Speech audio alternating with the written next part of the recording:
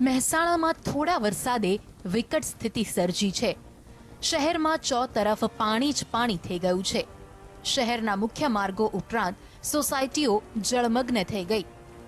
નીચાણવાળા વિસ્તારો અંડરબ્રિજમાં પાણી ભરાયા। મહેસાણા જિલ્લામાં સૌથી વધુ વરસાદ સતલાણસામાં ખાબક્યો।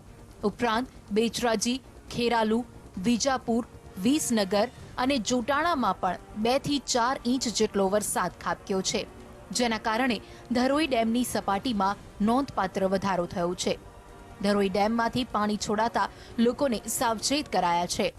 ખાસ કરીને સાબરમતી નદીના કાંઠે આવતા વિસ્તારમાં અવરજવર પર પ્રતિબંધ ફરમાવી દેવાયો છે।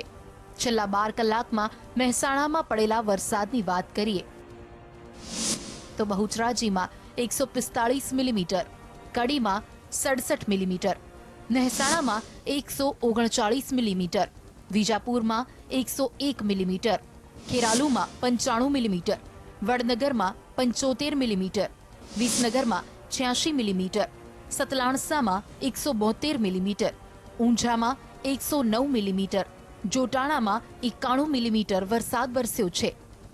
સંકેત સિડાના, GSTV, મહેસાણા।